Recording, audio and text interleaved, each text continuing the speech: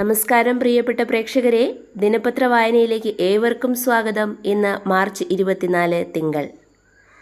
ഡൽഹി ഹൈക്കോടതി ജഡ്ജി യശ്വന്ത് വർമ്മയുടെ വീടിന് പുറത്തെ സ്റ്റോർ മുറിയിൽ ചാക്ക് കണക്കിന് പണം കണ്ടെത്തിയതിൽ അടിമുടി ദുരൂഹത. 17 മണിക്കൂർ കഴിഞ്ഞാണ് ഡൽഹി ഹൈക്കോടതി ചീഫ് ജസ്റ്റിസിനെ പോലീസ് സംഭവം അറിയിച്ചത്.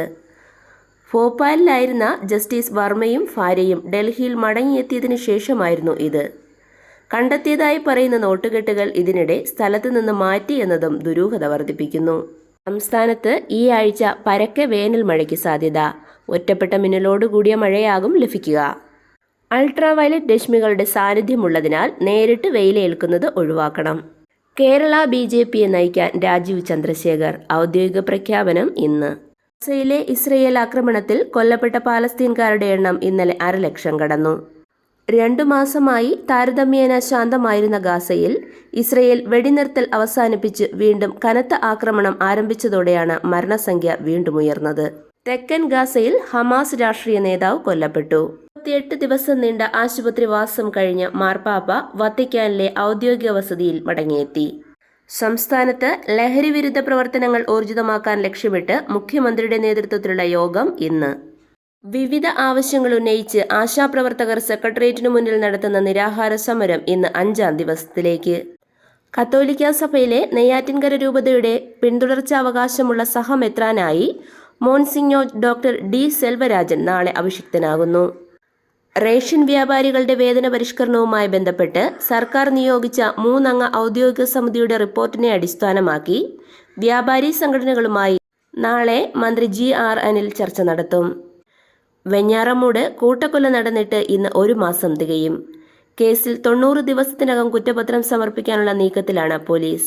കഴിഞ്ഞ മാസം 24-നായിരുന്നു നാടിനെ നടുക്കിയ കൊലപാതകങ്ങൾ.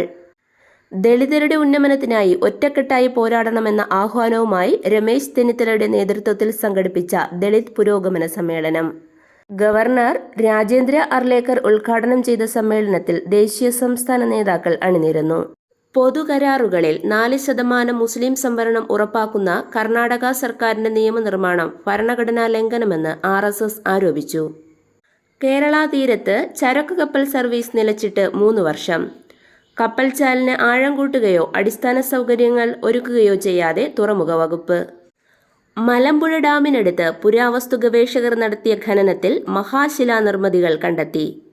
ഒറ്റ അറയുള്ളതും 1-ലധികം അറകളുള്ളതുമായ കല്ലുകൊണ്ടുള്ള ശവകുടീരങ്ങളാണ് കൂടുതലും കണ്ടെത്തിയത്.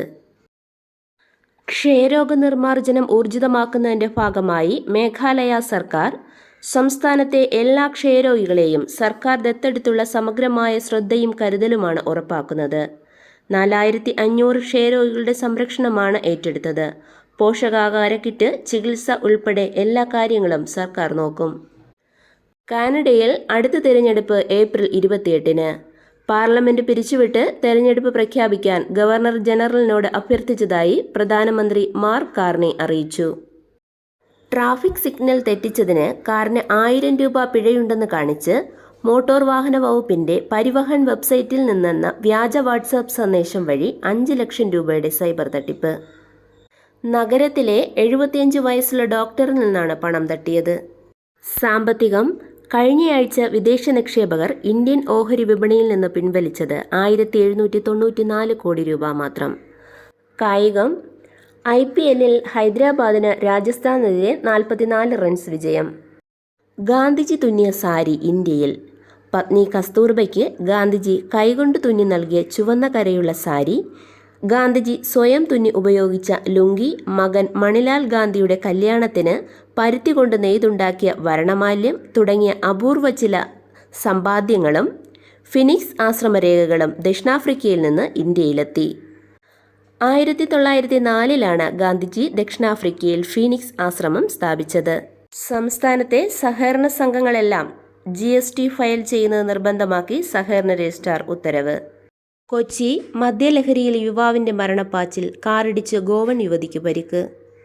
സംസ്ഥാനത്തേക്കും തമിഴ്നാട്ടിലേക്കും ലഹരിമരുന്ന് വിതരണം ചെയ്യുന്ന ശൃംഖലയിലെ പ്രധാനിയെ പോലീസ് സംഘം ബംഗളൂരുവിൽ പിടികൂടി. ഇതോടെ ഇന്നത്തെ ദിനപത്ര വായന സമാപിക്കുന്നു. നന്ദി, നമസ്കാരം.